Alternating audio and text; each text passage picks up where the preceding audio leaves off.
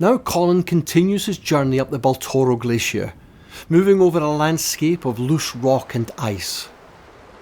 But the rewards are immense as he makes his way to the next camp, Urticus. At over 4,000 metres, the camp looks out to some of the great sights of the Karakoram. But the tone of the whole expedition is about to change. Other trekkers at the campsite have shocking news. In the nearby Nanga Parbat region, 11 people have been killed in an attack by a previously unknown terrorist group. We've just learned about the atrocity that took place at Nanga Base Camp, which we were in complete ignorance of. Absolutely devastated to hear the news, and my thoughts are with the families of the climbers and the Pakistanis who lost their lives during that atrocity.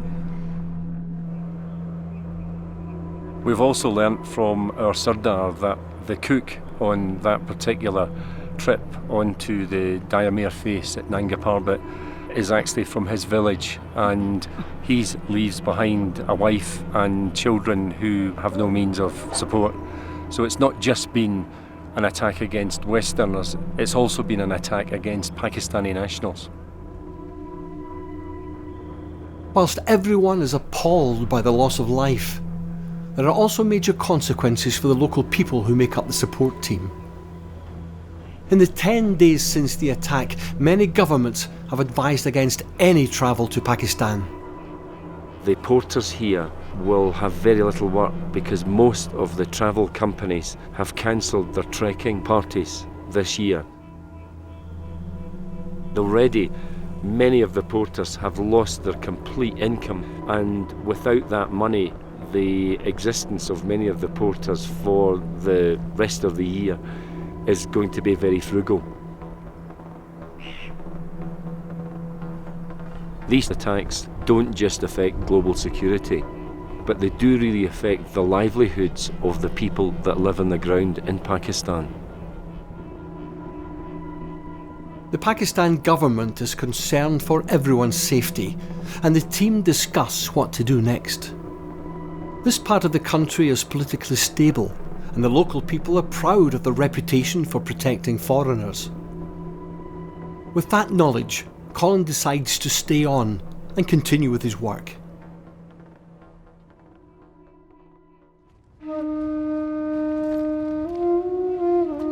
Next morning, he's up early, not only to take more photographs, but also to try and solve the riddle of where Vittorio Sella took his famous picture all those years ago.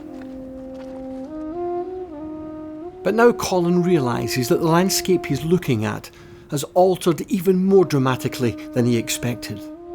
I think what's happened is that climate change has affected the weather here. The glaciers are most definitely smaller. Even I can see the differences since 2004. And the weather patterns aren't as stable as they were, I think, when Vittorio was coming. Many of his images are very, very clear and snowy too. So I think he experienced a very different type of landscape and climatic conditions at that time.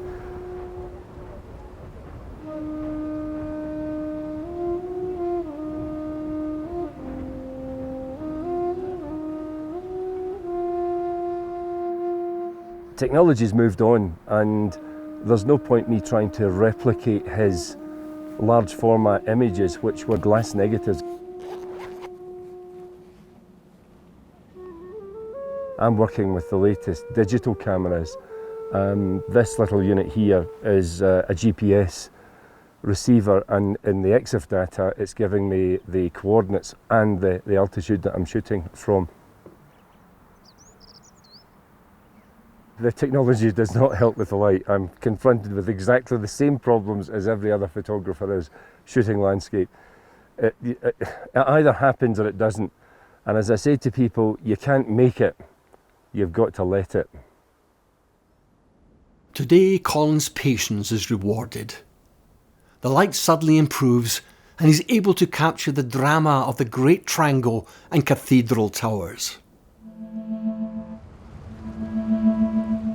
The expedition now enters one of the most spectacular places on Earth. A 2-day journey will take the team to Concordia, and the classic view of K2 the world's second highest mountain. But getting there won't be easy. We're crossing the Baltoro tomorrow on a completely new route. Is that going to be difficult? Not so difficult. I'm yesterday sent to see my son and another porter and looking in his way. He asked to me, nice, and put on stone there. Marker stones? Yeah, marker stones.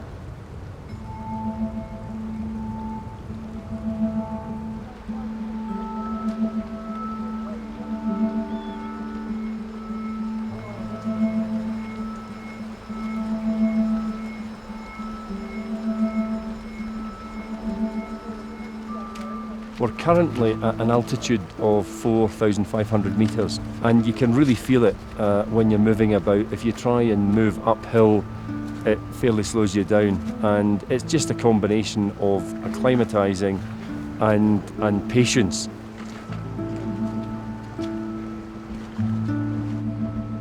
The big difference between working in Scotland and in Pakistan is that you're totally dependent on the team that's behind you, and it's not just a simple exercise of watching the weather and travelling onto location. Here you need to organise a huge logistic team. As someone that's not unfamiliar with hauling 25 kilos up to mountaintops, I take my hat off to these porters because they're carrying 35 kilos in this altitude up the most arduous slopes.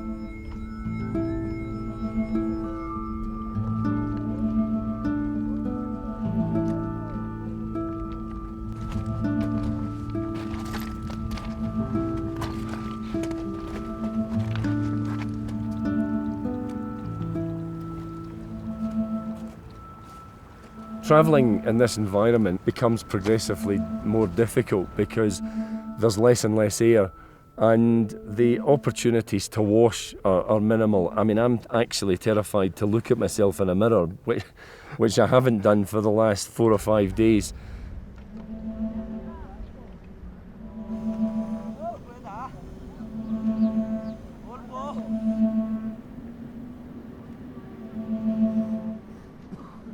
To achieve the images that I want for this project, I'm prepared really to put up with a great deal of personal sacrifice.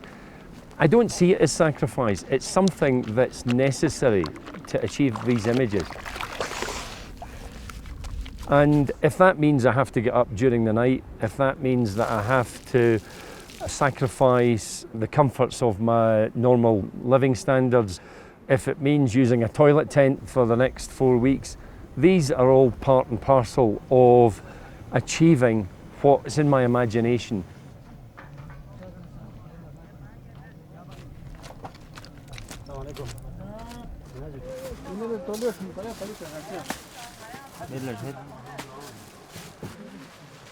There's very few luxuries on trek, and the kitchen really are responsible for providing most of them. It's quite amazing what they seem to be able to cook up in these hostile environments.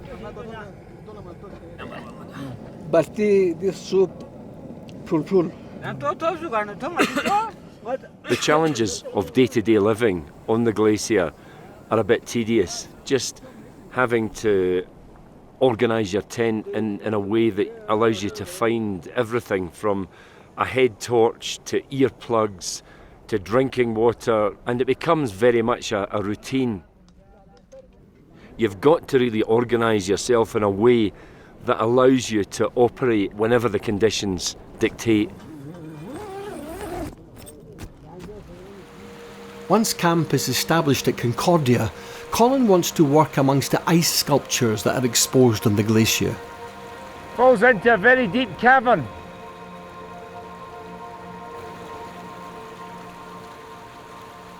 But even the simple task of taking a photograph is complicated and has its dangers. There's a big difference between being here as a trekker and on holiday and being here as a working photographer. In terms of daily photographic tasks, I've got a personal porter that will carry my bag. This isn't through vanity, it's got to do with the altitude that we're in here. It takes me all my effort to get up the hills that I need to get in order to get my photograph. I have a great porter called Masafar, and he carries my cameras in a rucksack and comes with me to all the locations, regardless of whether it's dusk or dawn.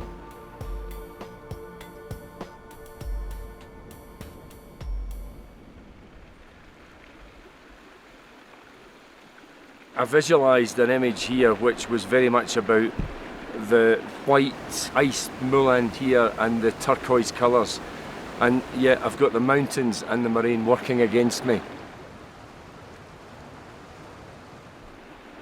It's a picture that's just not really speaking to me. It's too complex. What I like to try and do is simplify the pictures, and the mistake that's often made is that photographers try and get too much in. And that's really what I've done here. I'm getting too much in. So I'm going to have to move. Yeah, I catch my breath.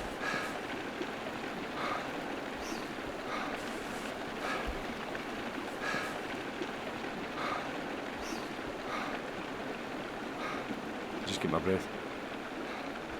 I think the only alternative that we've got is to head up over the top of the glacier there and try and get closer to the ice cave where the colours are.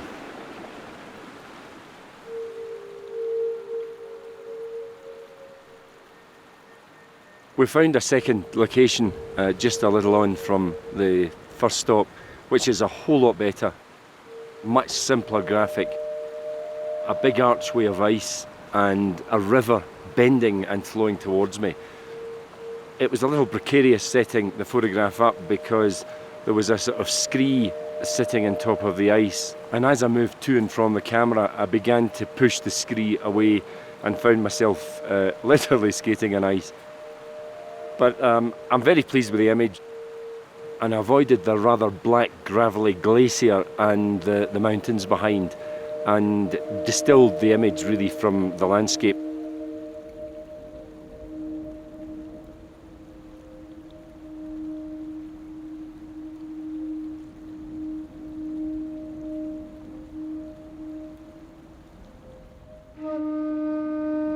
High on the Baltoro Glacier, the weather is every bit as fickle as in Scotland.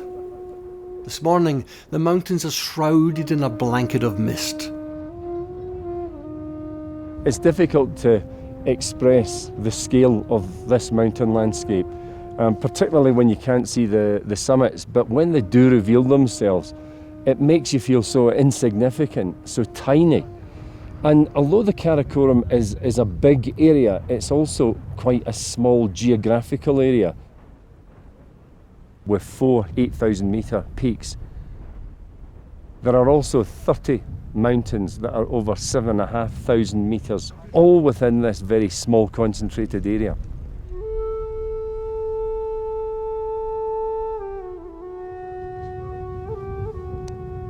Concordia itself is a bit like a giant earth-moving site.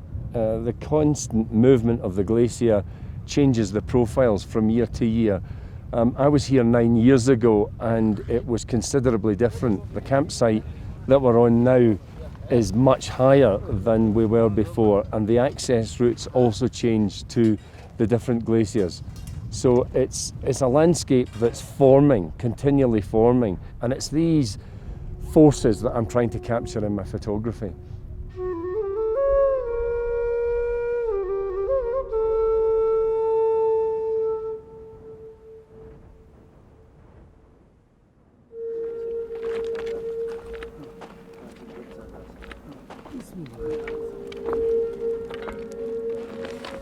From Concordia, there's a final push southeast on the upper Baltoro Glacier to Chogaliza Base Camp at 4,732 metres.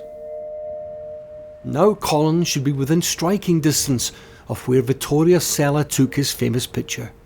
From this location we can see the Mustang Tower for the first time, and this is really the key to the Sella photograph. We need to move here in a direction that separates it from the landscape. But it's now become clear that the changes in the glacier are making access extremely difficult. It might not be possible to reach Sella's vantage point after all. Looking from a high point, the glacier is particularly distorted. It's a very challenging environment. The glacier is covered with millions of rocks, disguising many of the crevasses that are there. Sella's photograph, to me, sums up perfection. It's a bit like a gallery of shape and form. Every one of the big mountains is in shot, and it's the combination of the shapes, some of them towers, some of them minarets. You've got the pyramidal shape of K2, and then you've got the very angular Gasherbrum group. It's a landscape that you won't find anywhere else in the world.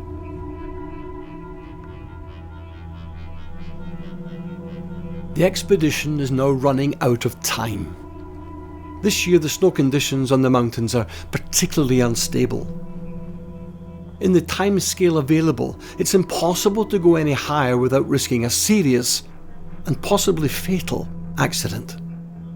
It suddenly became very obvious that Sella's photograph was taken at altitude, probably at about 6,000 metres, and we don't, within our itinerary, have the time to spend here to acclimatise to allow us to go to 6,000 metres. The photograph was also taken at the top of the Chogalisa icefall, which is a very tortuous glacier with many seracs and crevasses.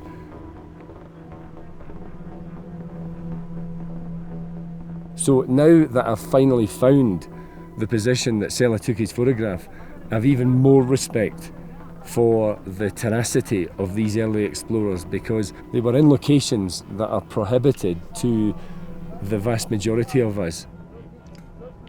After a year of detailed planning and a Herculean effort by the whole team, everyone must now turn back to Concordia. But the expedition is far from a failure. Colin has produced a number of images that will stand alongside those of Sella. Amongst these will be one that captures the majesty and grandeur of K2, looking its most spectacular after an overnight snowfall. Just hoping to get a bit more light into the amphitheatre. We've had that sort of pink yellow light this morning just on the very tops, which was wonderful. It's a bit dominated by shadow at the moment, and good landscape photographs are always a blend of light and shadow. We've just a little bit much shadow at the moment.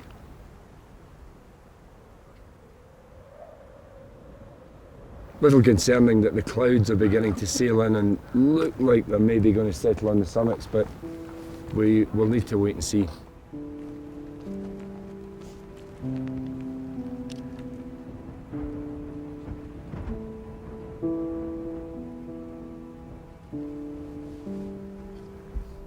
It's absolutely fantastic though, and the Baltoro Glacier has been covered with a fresh dusting of snow, which has really lifted the aesthetic value of it photographically.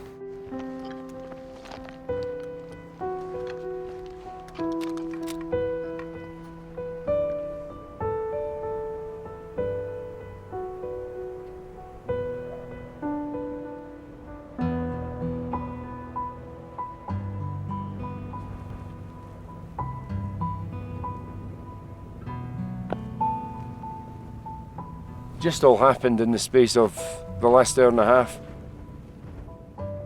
We're getting some elevation on the light now, and it's really beginning to pick up the features in K2 there.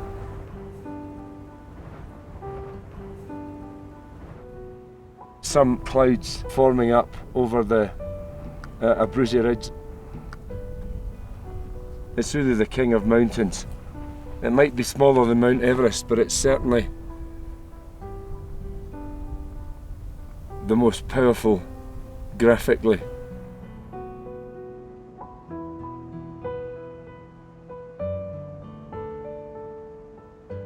We see our own heart in a landscape, and once adopted, a landscape ceases to become just an entity but a state of imagination. And that, for me, is what the Karakoram is about.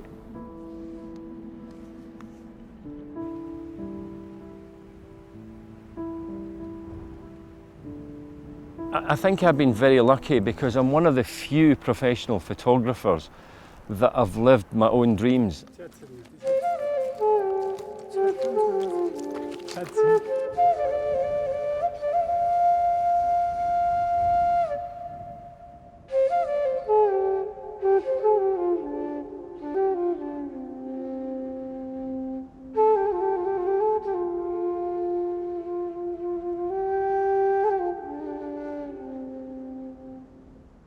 You always know when you've got the picture.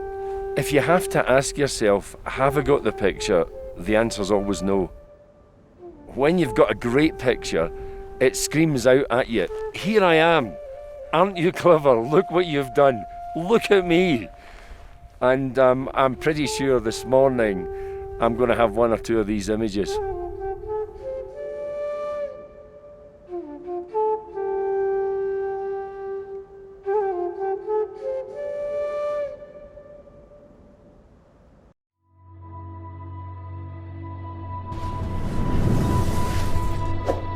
Subscribe to our channel and press the bell icon for the latest updates.